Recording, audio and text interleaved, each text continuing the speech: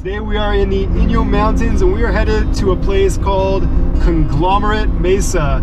It is that flat-topped mountain way out there in the distance. If you've ever driven through Lone Pine, you'll have noticed signs that say Save Conglomerate Mesa. We are actually with friends of the Inyo and we are caravanning up to Conglomerate Mesa to get educated about what's going on currently with the mining threat. Our journey begins at Saline Valley Road, which parallels the boundary of Death Valley National Park. From there, we cross through a dense Joshua Tree forest to Conglomerate Mesa. On the way, we experience spectacular solitude, encounter signs of ancient life, and learn about the disastrous effects of K2's mining threat and the importance of protecting our ever-shrinking wilderness. Conglomerate Mesa is currently owned by a Canadian mining company called K2. And what they want to do is create an open pit heap leach mine to extract minuscule particles of gold. They would raise the entire top of the mountain, pull out the mounds of earth, creating a huge open pit, take a cyanide solution that they spray on the rocks. The gold then is made more accessible. This area is a highly dense Joshua Tree forest. Joshua trees thrive in open grasslands at elevations ranging from 1,300 to 5,900 feet and support a wide range of birds including the Scots oriole, cactus wren, and loggerhead shrike. The most direct threat to the Joshua tree is by developers, though increasingly drier and hotter conditions, along with fire, are making their challenges even greater. Throughout our trip, we came across a number of Native American artifacts. The first was a centuries-old petroglyph panel. So we are just about up at Conglomerate Mesa, but we were driving through this volcanic canyon here and saw what I think is a petroglyph. Check that out. Look how revarnished this is. How exciting to see that. I bet these rocks have so many more like over there, but our caravan is ahead of us, so we'll have to check it out on the way back down. All right, so we are on the trail headed to Conglomerate Mesa. We're gonna go up this wash right here and then somewhere cut across into a ravine and then up on top of the mesa.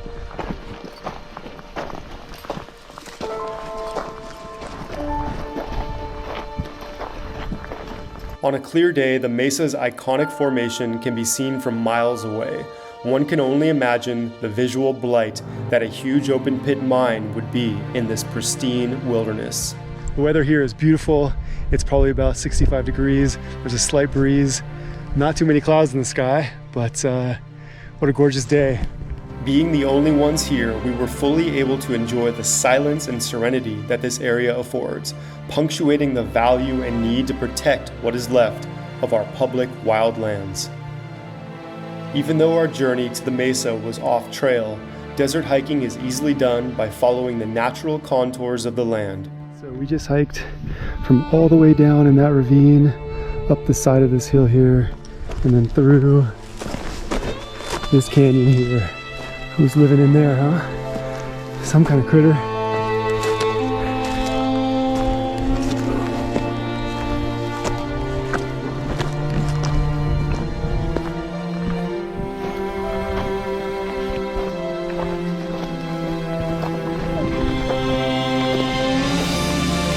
Oh yeah, that's a view.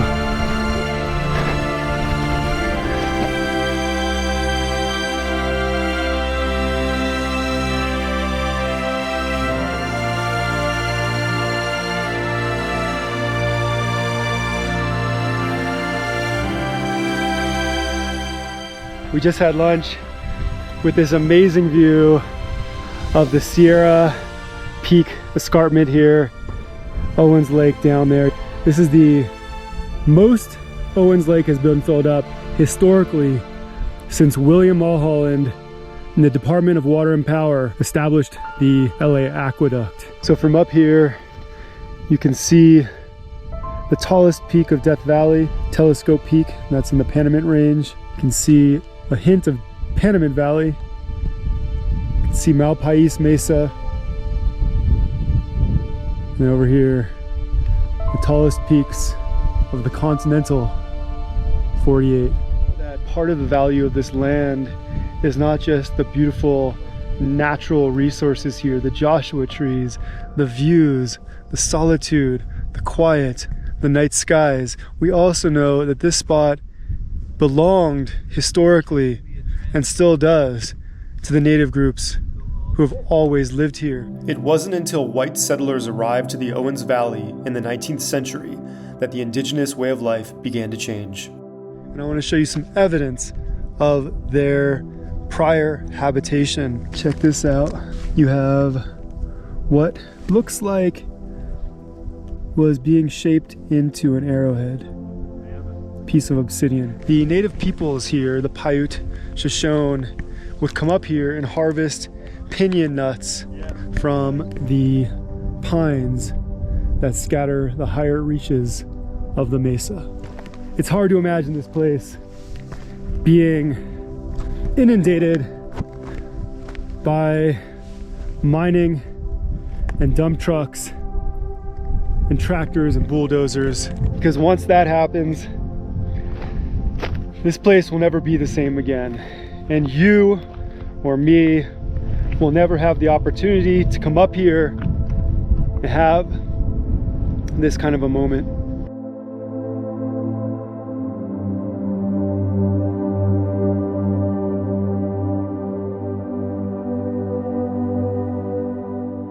Soon enough, we were on our way back down, but not before a few more important discoveries. This is one of many mining claim markers that we saw.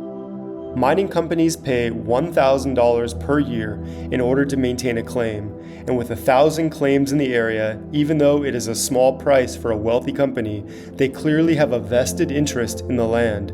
Some of these claims have been here for over 30 years.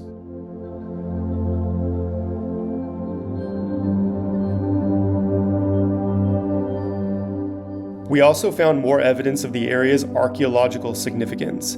Most people would have walked right by this rock circle, which in ancient times would have served as the base for a native house structure. It's amazing to think that these rocks have remained in relatively the same position for hundreds of years, and how it and others could be destroyed without further protection.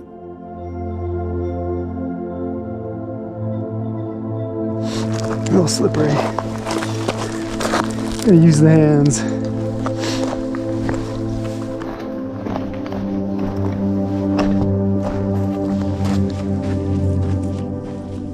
We are just about back to the trailhead. What an amazing way to spend Earth Day doing these kind of hikes, getting outdoors, getting off trail, enjoying the beauty that is this earth. So thanks for joining us on this episode of Artistic Off-Road.